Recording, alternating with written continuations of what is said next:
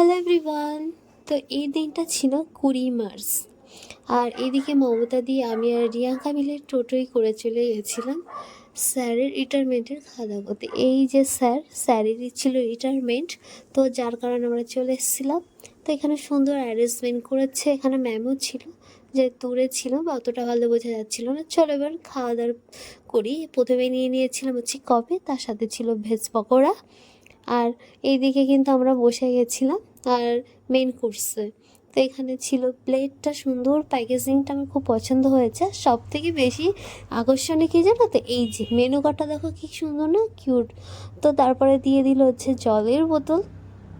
আর এদিকে সুস্মিতাদির মনটা খারাপ হয়ে গেছিলো, যেহেতু আমাদের সাথে একটু আসতে পারিনি, তাই যাই হোক ওটা কোনো ব্যাপার, আবার ঠিক হয়ে গেছিলো। তারপরে দেখো আমরা প্লেটটা ঠিকঠাক করে নিয়েছি, প্লেটের একদম ঠিকঠাক। এবার চলো কোর্সে ফেরা যাক। প্রথমেই দিয়ে দিল ফিশ কাটলেট, সাথে ছিল কাসুন্দি, আর এইদিকে কিন্তু গরম গরম কাসুন্দির সাথে আর এদিকে ফিশ কাটলেট পুরোই কিন্তু জমে গেছিলো, দুর্দান্ত হয়েছিল। প্রতিটি রান্নাই কিন্তু খুব সুস্বাদু হয়েছিল, স্যালাডও পড়ে গেছে।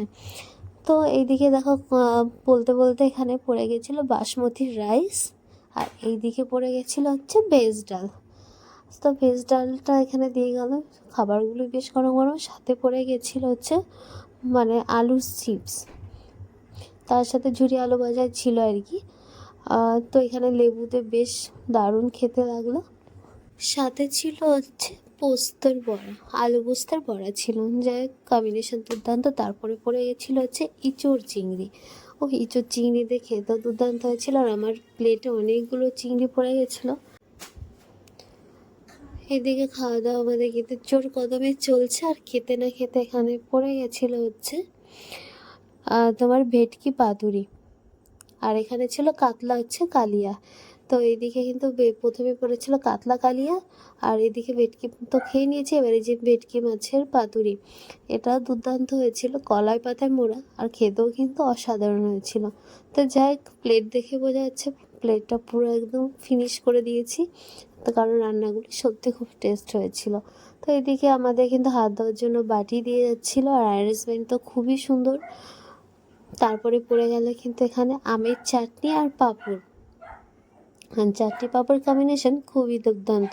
যা খেতে খেতে আমরা মানে খাওয়ার ফাঁকে একটু গল্প করে নিচ্ছিলাম। তারপরে পড়ে গেছিলো হচ্ছে তোমার রাজভোগ, তারপরে হচ্ছে রসগোল্লা। যাই এখানে শেষই করতে পারছি না কোনো কিছুই। তারপরে দিয়েছিল হচ্ছে জিরার চা, আর লাস্টে দিয়েছিল পান।